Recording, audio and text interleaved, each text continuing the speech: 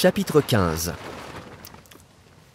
La 6e planète était une planète 10 fois plus vaste. Elle était habitée par un vieux monsieur qui écrivait d'énormes livres. « Tiens, voilà un explorateur !» s'écria-t-il quand il aperçut le petit prince.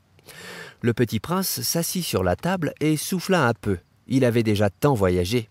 « D'où viens-tu » lui dit le vieux monsieur. « Quel est ce gros livre » dit le petit prince. « Que faites-vous ici ?»« Je suis géographe » dit le vieux monsieur. « Qu'est-ce qu'un géographe ?»« C'est un savant qui connaît où se trouvent les mers, les fleuves, les villes, les montagnes et les déserts. »« Ça, c'est bien intéressant » dit le petit prince. « Ça, c'est enfin un véritable métier. » Et il jeta un coup d'œil autour de lui sur la planète du géographe. Il n'avait jamais vu encore une planète aussi majestueuse. « Elle est bien belle, votre planète. Est-ce qu'il y a des océans ?»« Je ne puis pas le savoir, » dit le géographe. « Ah !» Le petit prince était déçu. « Et des montagnes ?»« Je ne puis pas le savoir, » dit le géographe. « Et des villes et des fleuves et des déserts ?»« Je ne puis pas le savoir non plus, » dit le géographe. « Mais vous êtes géographe. »« C'est exact, » dit le géographe, « mais je ne suis pas explorateur. Je manque absolument d'explorateurs. Ce n'est pas le géographe qui va faire le compte des villes, des fleuves, des montagnes, des mers, des océans et des déserts. Le géographe est trop important pour flâner. Il ne quitte pas son bureau, mais il reçoit les explorateurs. Il les interroge et il prend en note leurs souvenirs. Et si les souvenirs de l'un d'entre eux lui paraissent intéressants, le géographe fait faire une enquête sur la moralité de l'explorateur. Pourquoi ça ?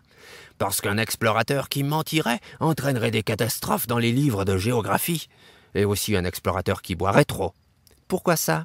Fit le petit prince.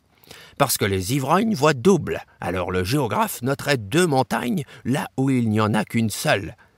Je connais quelqu'un, dit le petit prince, qui serait mauvais explorateur. C'est possible. Donc, quand la moralité de l'explorateur paraît bonne, on fait une enquête sur sa découverte. On va voir ? Non, c'est trop compliqué. Mais on exige de l'explorateur qu'il fournisse des preuves. S'il s'agit par exemple de la découverte d'une grosse montagne, on exige qu'il en rapporte de grosses pierres. Le géographe soudain s'émut. « Mais toi, tu viens de loin, tu es explorateur, tu vas me décrire ta planète. » Et le géographe, ayant ouvert son registre, tailla son crayon. On note d'abord au crayon les récits des explorateurs. On attend, pour noter à l'encre, que l'explorateur ait fourni des preuves. « Alors ?» interrogea le géographe. « Oh, chez moi, dit le petit prince, ce n'est pas très intéressant, c'est tout petit. J'ai 3 volcans, 2 volcans en activité et un volcan éteint. Mais on ne sait jamais. »« On ne sait jamais, » dit le géographe. « J'ai aussi une fleur. »« Nous ne notons pas les fleurs, » dit le géographe. « Pourquoi ça? C'est le plus joli. » Parce que les fleurs sont éphémères. Qu'est-ce que signifie éphémère? Les géographies, dit le géographe, sont les livres les plus précieux de tous les livres. Elles ne se démodent jamais. Il est très rare qu'une montagne change de place. Il est très rare qu'un océan se vide de son eau. Nous écrivons des choses éternelles. Mais les volcans éteints peuvent se réveiller, interrompit le petit prince. Qu'est-ce que signifie éphémère? Que les volcans soient éteints ou soient éveillés, ça revient au même pour nous autres, dit le géographe. Ce qui compte pour nous, c'est la montagne. Elle ne change pas.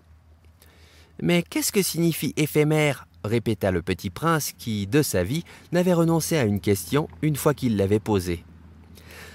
Ça signifie qui est menacé de disparition prochaine. Ma fleur est menacée de disparition prochaine? Bien sûr. Ma fleur est éphémère, se dit le petit prince, et elle n'a que 4 épines pour se défendre contre le monde, et je l'ai laissée toute seule chez moi. Ce fut là son premier mouvement de regret, mais il reprit courage. Que me conseillez-vous d'aller visiter? demanda-t-il. La planète Terre, lui répondit le géographe. Elle a une bonne réputation. Et le petit prince s'en fut, songeant à sa fleur.